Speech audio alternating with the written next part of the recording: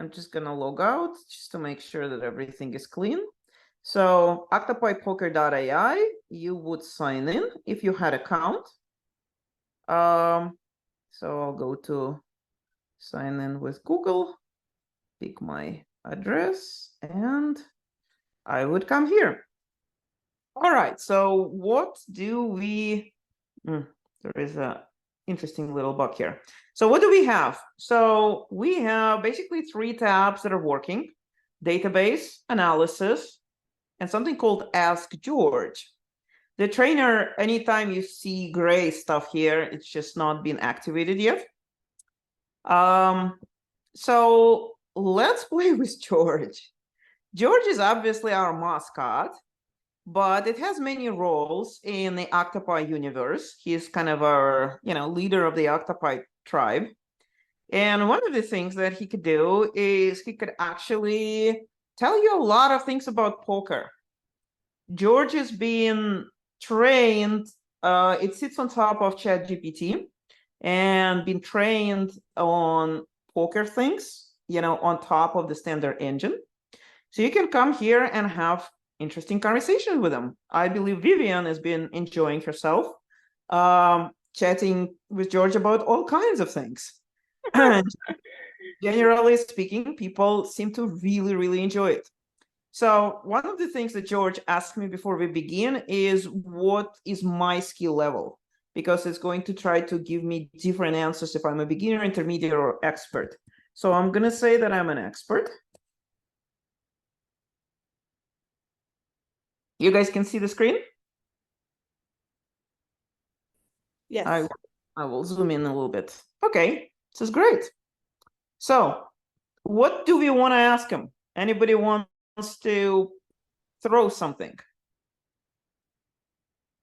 Well, maybe I'll do one and then you think of others. How do I adjust on a bubble with big stack to my direct left? Reasonable question?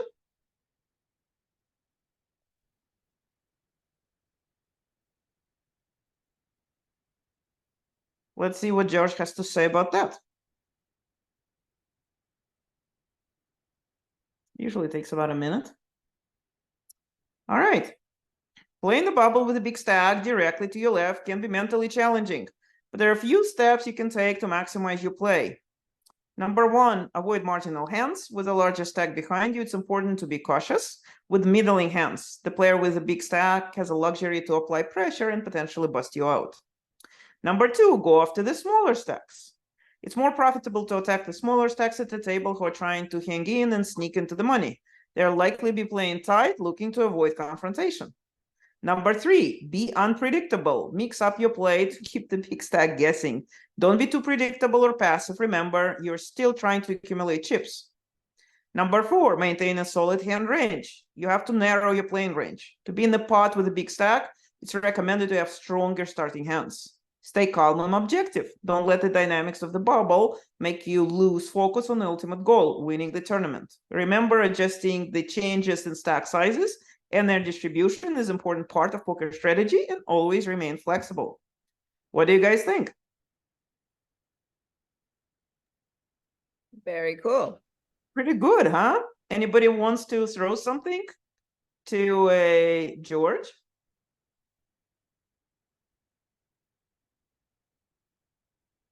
One question. Anybody?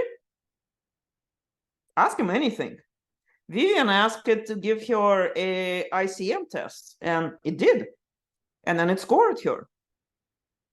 So you can ask it to quiz you. You can ask about really whatever you want. So anybody's got anything? Can you give him a hand history? Well, we actually tried. This is something that we are working on. Yes, we just loaded up the hand history, and actually it did a better job than you would expect. We are working specifically now on, I don't know how long it will take us, but it's promising to be able to analyze hand histories, to be able to be the interface towards solver, where you can ask questions like why, why do we check raise with the bottom pair, right, on this board, or something like that. There's a very advanced things relative to what it can do today, but that's one of the directions in which we are taking it. All right, nobody wants to ask George anything. How do you adjust a maniac at the table? Great, let's try. Great question. This is so I know how people are adjusting against me. No, excellent.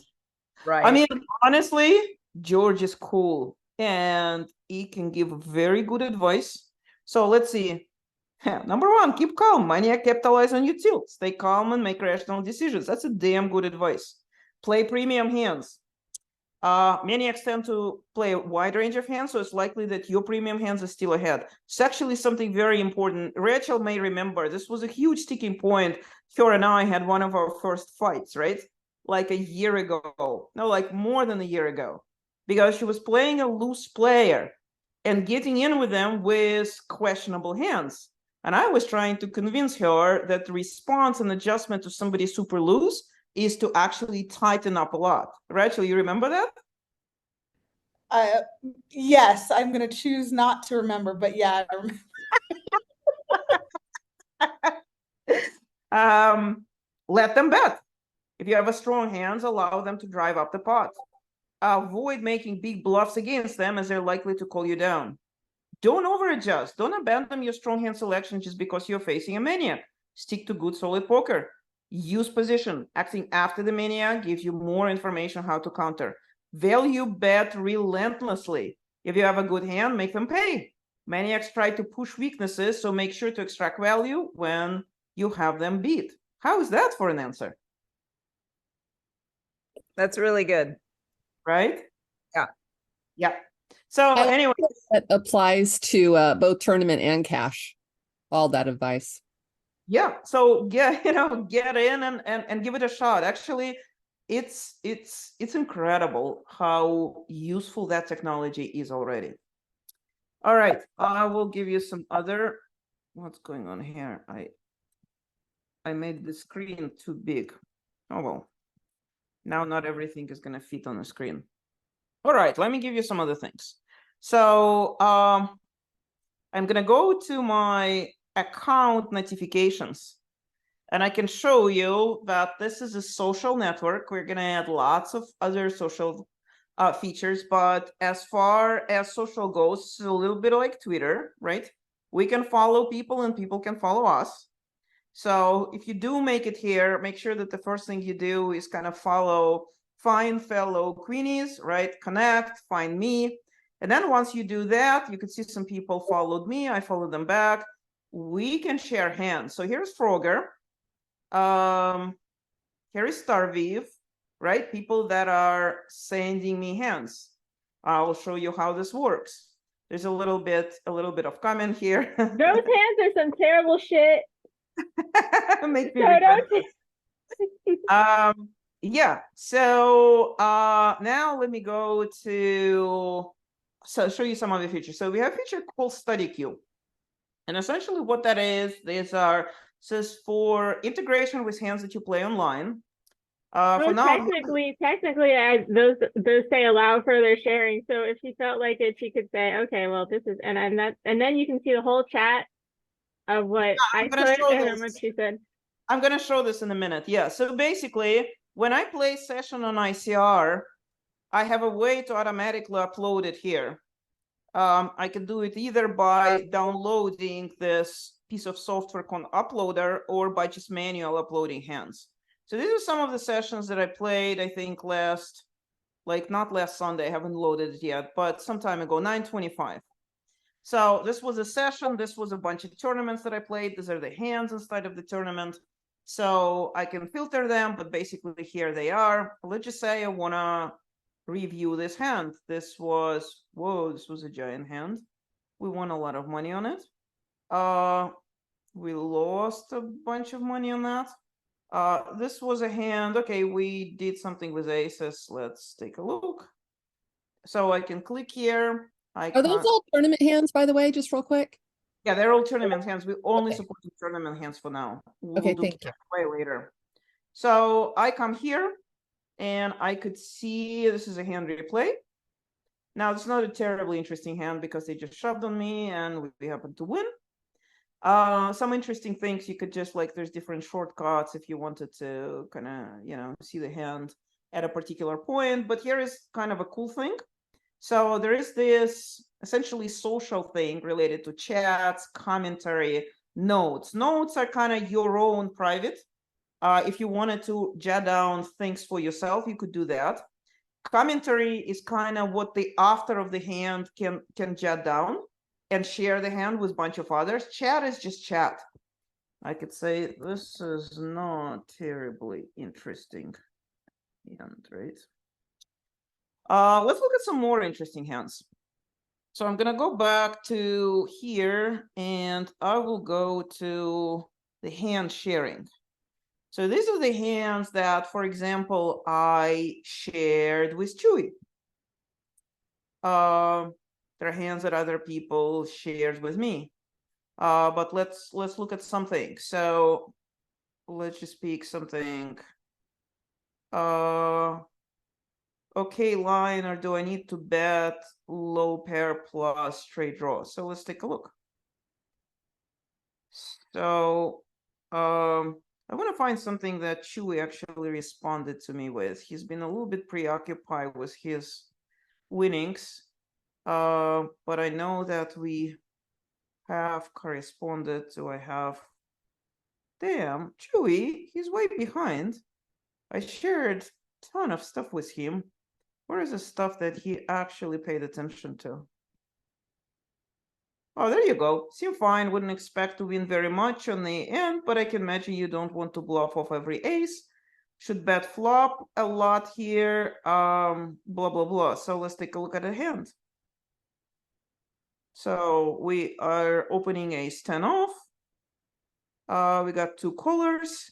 We got this texture. Ooh, you're playing versus Laura Eisenberg. Oh, I have no idea. Is that who she is? Yeah, I don't know. So anyways, we checked around. There is a bet. We call. Nothing good happens. They check. We kind of check behind and we win. We win a lot. So my point here is that with every hand comes the social, and I can share this hand with a bunch of people. And for example, I can share it now with Viv.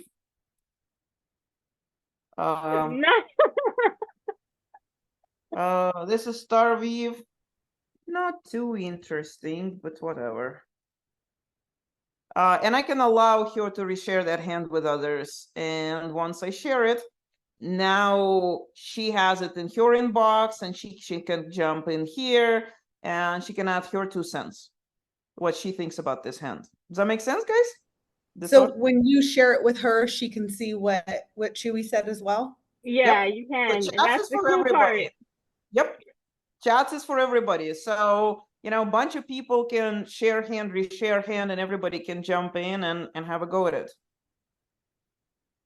So I definitely recommend you, when you get an account, if you play on ACR right now, we support only ACR, but we're looking to support every format there is out there that we can.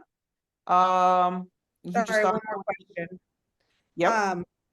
In order to download your history from ACR, do you also need to have like a poker tracker, or just what you? No, you don't need to have anything. You can just upload it straight up here, or there is this piece of software. As I said, you could just come here and you could download essentially this, we call it Uploader.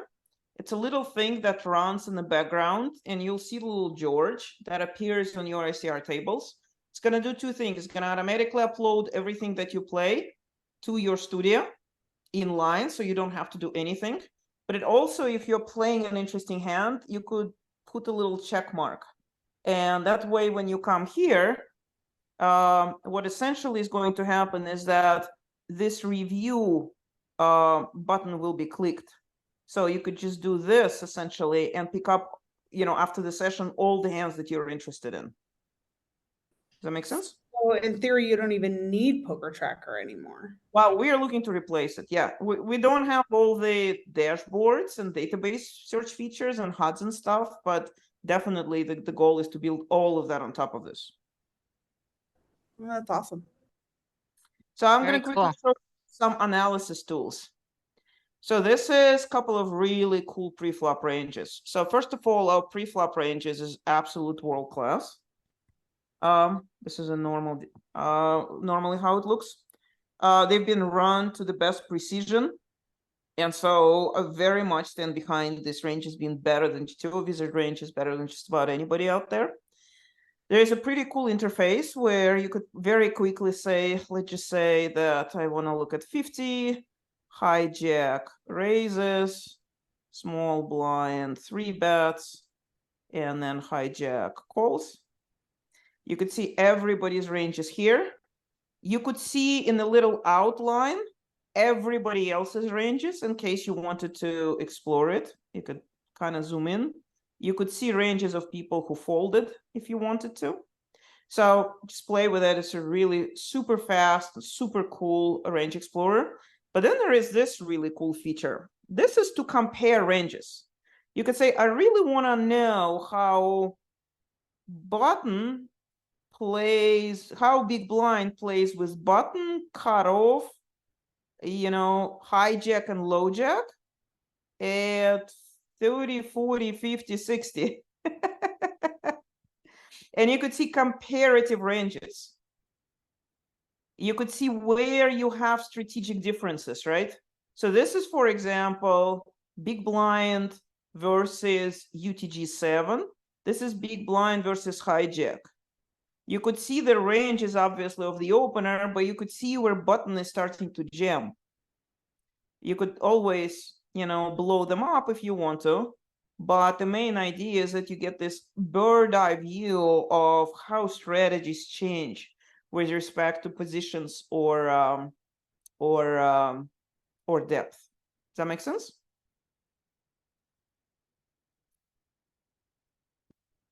Everybody's... Yeah, that's great. And then I'll show you quickly post-flop library. So we're building more and more of it. Let's just say 40 big blinds, button versus single raise spot. I'm gonna choose some flop, turn and river. It's gonna go build a tree. Okay. You're gonna have essentially tools that you know and love, kind of the things that you will find in Paya or in GTO Wizard. There is more and more tools that we are gonna build here. You could say that, okay, it's 100% check, no kidding, ace king. Obviously, out of position player, big blind never bet, so it's a range bet, range check. So after this, it can, you know, we basically bet pretty much always. We're never checking, it's a range bet, and there's big bets and small bets. And, you know, it's kind of a normal navigation. But I want to show you my favorite feature. It's a visual representation of the betting tree. So you could actually see all of your betting lines in the tree form. You could see that big blind starts and it has a range check. After that, you could see that we have either a big bet or a small bet. Frequency is reflected by the size of the lines, right? So you could see this is a thin line, and you could see this is a fat line. So we are betting small much more frequently than we are betting large. I happen to choose this branch. Let's choose another branch. So you can always look down in the strategies, but you can explore the tree and kind of understand what is actually happening across the different streets with these betting lines. So if we chose a small bet, we are right here, and we are basically mixing. There is half of them as folds, right? So half of our big blind range folds right away. And if we are not folding, we're going to be checking 43% and check raising. And we have only one check raise size to 7.8. At least for me, this kind of interface far more intuitive when I'm trying to understand the structure of the betting patterns on this board much more intuitive than kind of trying to look at it in this very flat way. So if we do choose to re-raise, check raise, we get into this betting line, right? So I'm just gonna kind of, I don't know, just play around with this to give you an idea of what's happening. So you could see the tree grows. You can move it around. You can adjust and make it bigger or smaller. This is so cool, Victoria. Yeah, you guys like it? Yes, it's awesome. This is the piece. This is a pleasure of having your own tooling company, and really the main reason why I even started to do Octopi. Because I don't like traditional tools. I do not like traditional interfaces to solvers. I think they leave too much to be desired. I've always been missing ability to interact with the tree and sort of understand what's behind it. So the size of this is the size of the pot. You could sort of see which lines pot is growing quickly, right? And which lines is kind of pot controlled to a much smaller degree. Anyways, that's a quick, first glance into, oh, and I will show you one more thing, how these all things come together. Let me go back to the database. And over here, you have this interesting semaphore, red, red, red, red, green. So this is actually how well the hand S play matches to either pre-flop or a post-flop sims. So I found one here that happens to have a good match. We played pre-flop perfectly, and there is a post-flop sim that corresponds to it. So if I click on the review, then essentially what's going to happen is everything is here, so I can do the hand replay. But if I want to see the strategy on pre-flop, I just come here, and this is my spot. And if I go to post-flop, then everything is here as well. It's just going to basically load the right tree for me. So I find these tools to be very convenient, and obviously it's very early days. So lots and lots and lots of cool things are coming down the pike. All right, guys. Well, thank you for your attention, and I hope this was fun. Thank you. Thank All you. right. That was awesome. As always, thank you, Victoria.